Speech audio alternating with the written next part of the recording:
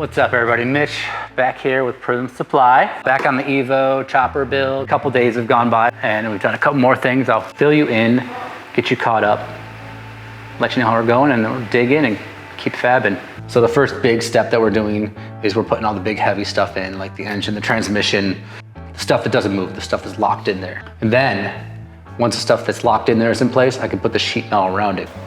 Now we gotta make this fit in here when it very much doesn't. We're doing the oil tank first. So I cut the bottom of the oil tank out and all the little extra parts, and I make it so I can just barely fit the tank in the frame. Once it's there, then I'll be able to gap it.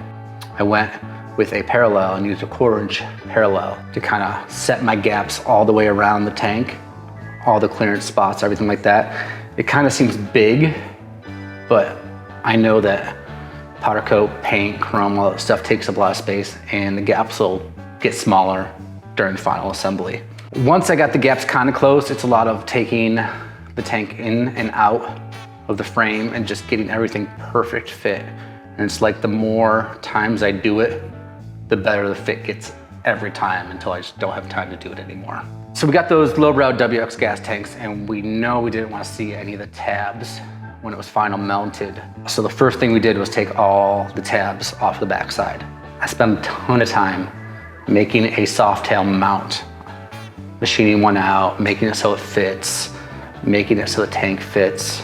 And now I actually learned that lowbrow makes one for Softails, which is crazy. Long story short, I never used it. I spent a lot of time making that mount, machining it, junked it, set too far up. So after I ditched the machine part, I made up some tabs with slots for the back side of the tank. So when everything was done, there was a ton of adjustment in the tanks. After the back side tabs were welded on and mounted up, I moved on to the front side. The castings on the front of the tank were sticking out. So what we did was we cut them off, started from scratch, and made a new mount that made it look like a casting, even though you're never gonna see it unless you take the tanks off. So once that mount, casting type mount, was on the front of the frame, I reused some of the tabs that I cut off to mount them on the inside of the tank.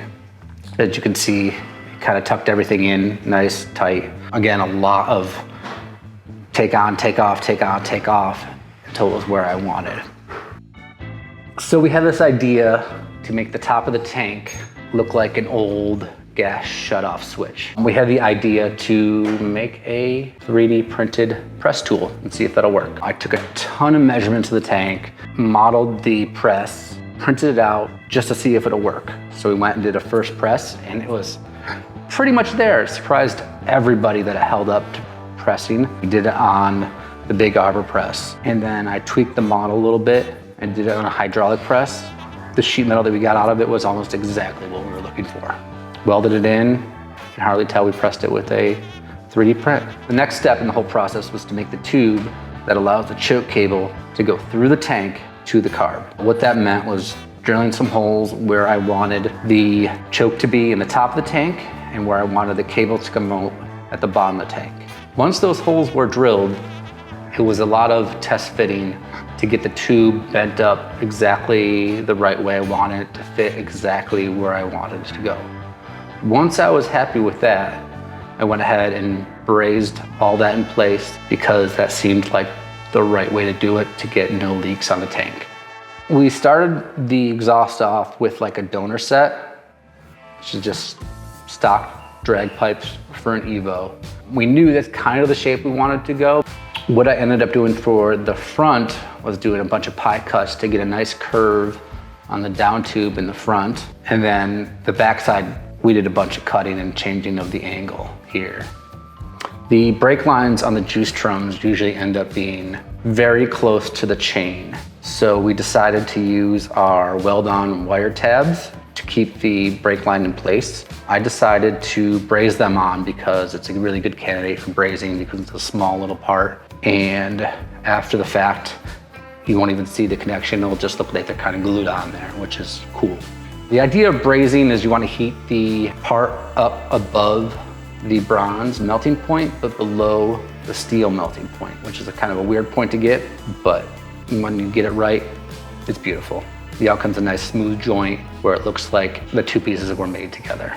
Once I got all the pieces in place, bent up, tacked in, I passed all the sheet metal over to Derek so he could final weld everything and I could go work on the seat. Chugging along. Nothing too crazy. Mitch had to bring the big dogs out, huh?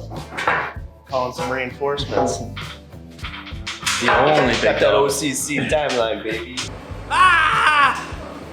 I started the seat off by gluing a whole bunch of pieces of foam to the seat pan and used an electric carving knife to cut the foam down to get to a rough shape. Once I get real close to shape with the knife, I just go to town with the grinder and just kind of smooth everything away, look back at it, make it symmetrical, get real dirty, sneeze a ton. That's why I'm wearing the mask.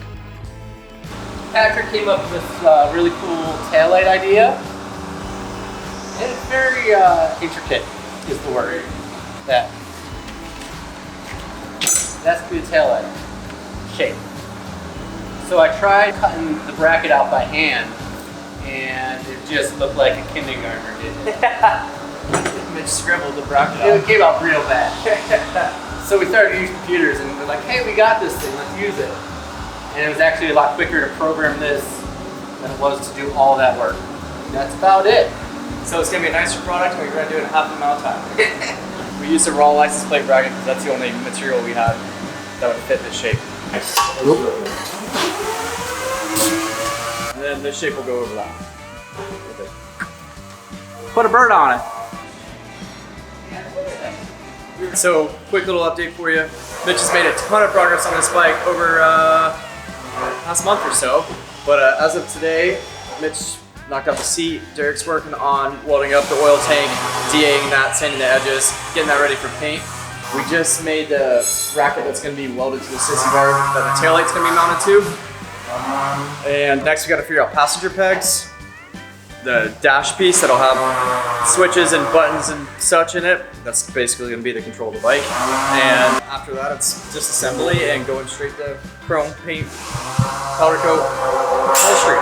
Tell them the timeline between chrome, paint, powder coat. Yeah, we're pushing for 2 weeks. Paint, chrome, upholstery, powder coat. No, I mean, we gotta send it off. All right, we gotta send it off Friday. No, yeah, first thing Friday morning. Today is Tuesday. We should be done. What's going on? Oh, you want to recap? Recap. Recap time. It's Thursday. We're shipping off Friday, Monday, one of the two. And we went and final welded everything yesterday, and I put everything back on, and the tanks moved like half an inch. So I had to cut all the mounts off, and now I'm remounting the tanks again. So I just went and cut all those off. All that lovely time that I spent. And now I'm mounting one and then I'll match the other, but they moved so much. Fourth quarter setback. Here we are trying to get the gas tanks to fit again. It's a lot harder this time because I know what my gap should be, but I can't change anything. The only thing I can change is the mount position. So it's a lot of, and there's nothing to hold it in place, so I had to have a lot of hands holding things, checking things, tacking things, checking again. It took the good part of a whole day to get these tanks remounted and welded back on. Yeah, I think that's pretty good. We printed the dash out of plastic countless times before we set it off, just because once we set it off to get printed off aluminum, that's the only one we're going to get. We didn't know if it would flex, we didn't know if it would weld, so we wanted it to be perfect. Turns out it was pretty perfect. It was strong, it welded great, all the perfect stuff, fit great. There was like a little bit of a last minute dash here. Me and Jake just scrambling, both working real hard to get everything on the bike so that we could take some studio photos of it all raw. We scrambled, but we got it done. It ended up working out great.